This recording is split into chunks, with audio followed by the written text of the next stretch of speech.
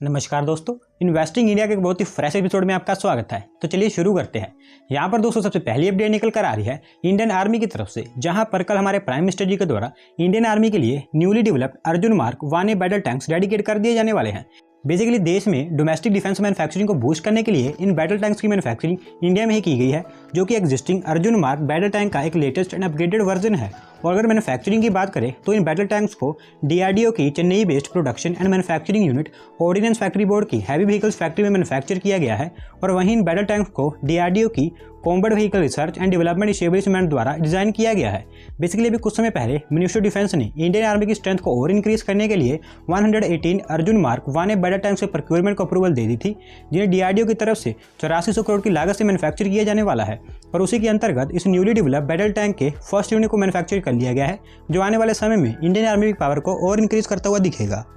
यहाँ पर दोस्तों अगली अपडेट निकल कर आ रही है इंडियन रेलवेज के साउथ वेस्टर्न रेलवे जोन से, जहां पर उनकी तरफ से डिसाइड किया गया है कि वेस्टर्न घाट्स में रेल पैसेंजर्स के ट्रैवलिंग एक्सपीरियंस को बेहतर करने के लिए वो उनके बेंगलुरु रेलवे रूट्स पर न्यूली डेवलप्ड विस्टाडम कोचेस को इंट्रोड्यूस करने वाले हैं। बेसिकली अभी कुछ समय पहले ही इंडियन रेलवेज ने उनके लवली विस्टाडम कोचेस को इंट्रोड्यूस किया है, जिन्हें स्पेसिफिकली रेलवे टूरिज्म के लिए डिजाइन किया गया है। और जैसा कि आप जानते हैं कि साउथ वेस्टर्न रेलवे जोन में जो वेस्टर्न घाट्स हैं वो भी एक काफी बड़ा टूरिस्ट अट्रैक्शन सेंटर है। तो ऐसे में साउथ वेस्टर्न रेलवे जोन में बेंगलुरु रूट के बीच specifically Subramanya road to Sakleshwar ghat section जो मालदा रीजन में आता है, वहां पर इन विस्टाडम कोचेस को इंट्रोड्यूस किया जाएगा। फिलहाल अभी इस रेल रूट पर सिर्फ एक ही विस्टाडम कोच इंट्रोड्यूस किया जाएगा, और अगर इसका रिस्पॉन्स अच्छा रहता है तो साउथ वेस्टर्न रेलवे जोन इस रूट पर और भी विस्टाडम कोचेस को इंट्रोड्यूस करेगी।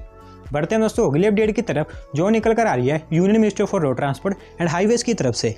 जहां पर union road transport and highways minister Nitin Gadkari ji ने यह बताया है कि वो देश में इलेक्ट्रिक व्हीकल्स को सक्सेसफुल बनाने के लिए एक न्यू ईवी पॉलिसी पर काम कर रहे हैं, जो स्पेसिफिकली इन इलेक्ट्रिक व्हीकल्स में यूज होने वाली ईवी बैटरीज पर बेस्ड होगी। बेसिकली मैंने आपको एक दिन पहले बताया था कि union road transport and highway ministry ISRO, DRDO and IIT Kanpur के साथ मिलकर इलेक्ट्रिक व्हीकल्स के लिए aluminium battery, metal ion, metal air, hydrogen fuel cell and इस तरह की new technology based EV batteries पर काम कर रही है, ताकि ये न्यू बैटरीज इलेक्ट्रिक व्हीकल्स में यूज होने वाली लिथियम आयन बैटरीज को रिप्लेस कर सके। क्योंकि गवर्नमेंट का कहना है कि आज चाइना लिथियम आयन बैटरीज की मैन्युफैक्चरिंग एंड सप्लाई में वर्ल्ड लीडर है, और आने वाले कम से कम 10 सालों तक इंडियन ईवी इंडस्ट्री को लिथियम बैटरीज के लिए दूसरे देशों पर ही डिपेंडेंट रहना पड़ेगा। तो ऐसे में इन न्यू टेक्नोलॉजी बेस्ड बैटरी को देश में ही डेवलप करने के लिए union road transport and highway ministry की तरफ से एक new EV based battery policy को तैयार किया जा रहा है, जिसे जल्दी देश में लॉन्च भी कर दिया जाएगा। यहाँ पर दोस्तों अगली अपडेट निकल कर आ रही है हमारी इंडियन स्पेस रिसर्च ऑर्गेनाइजेशन यानी कि इसरो की तरफ से, जहाँ पर इसरो ने Indian digital map data company MapmyIndia के साथ देश में आत्मनिर्भर भारत मिशन को गति देने के लिए एक पार्टनरशिप एग्रीमेंट साइन कर लिया है, जिसके अंतर्गत इसरो मैप माई इंडिया के साथ मिलकर Indian mapping and location based service को इंडियन यूजर्स के लिए डेवलप करेगी, जो कि Google earth and Google maps का एक अल्टरनेटिव होगी। इस एग्रीमेंट के अंतर्गत इसरो उनके सैटेलाइट इमेजेस की मदद से मैप माई इंडिया को more privacy centering, hyper local and indigenous mapping solution को डेवलप करने में हेल्प करेगी, जो स्पेसिफिकली इंडियन यूजर्स के लिए होंगे। बेसिकली अभी इन मैप सर्विस को लॉन्च करने की लॉन्च डेट के बारे में कुछ भी नहीं बताया गया है, क्योंकि इस एग्रीमेंट को अभी हाल फिलहाल में ही साइन किया गया है। लेकिन जब से गवर्नमेंट ने स्पेस सेक्टर को प्राइवेट इंडस्ट्रीज के लिए ओपन किया है, तब से स्पेस सेक्टर में space based data, applications and services, इन तीनों चीज़ों की डिमांड बहुत तेजी से इंक्रीज होती जा रही है, जिस कारण ISRO and map my India के द्वारा जल्दी उनकी इस new map data and location based service को लॉन्च किया जाएगा।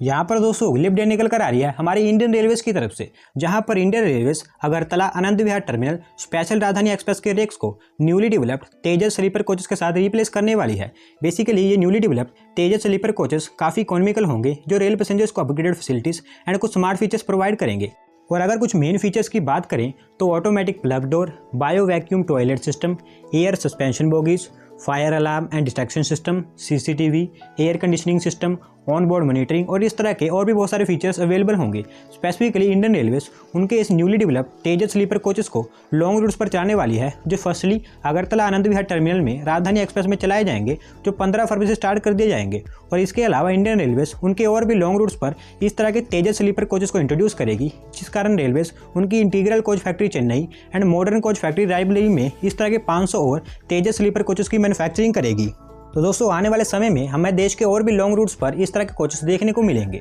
यहाँ पर दोस्तों अगली अपडेट निकल कर आ रही है India first ever CNG tractor को लेकर, जहाँ पर कल union transport minister Nitin Gadkari ji के द्वारा India first ever CNG tractor launch कर दिया गया है। बेसिकली ये ट्रैक्टर है तो एक डीजल बेस्ड ट्रैक्टर, लेकिन इसको बाद में Rawmatt Techno Solutions and Tomasetto Achille India द्वारा मिलकर डीजल ट्रैक्टर से सीएनजी ट्रैक्टर में कन्वर्ट किया गया है। एक रिपोर्ट के अनुसार देश का एक किसान हर साल डीजल पावर ट्रैक्टर पर अप्रोक्सीमेटली 3.5 लाख रुपीज़ खर्च करता है, लेकिन ये सीएनजी ट्रैक्टर उसके इस एक्सपेंस को कम करके ओनली 55% तक कर देगा। ऐसी स्टेटमेंट ऑफिशियल की तरफ से निकल कर आ रही है। और दोस्तों सीएनजी ट्रैक्टर का एक और फायदा ये भी होने वाला है कि ये ट्रैक्टर फार्मर्स के डीजल एंड मेंटेनेंस एक्सपेंस को तो कम करेगा ही करेगा, और साथ ही साथ कार्बन एंड मिशन फ्री होने के कारण ये पोल्यूशन भी कम करेगा।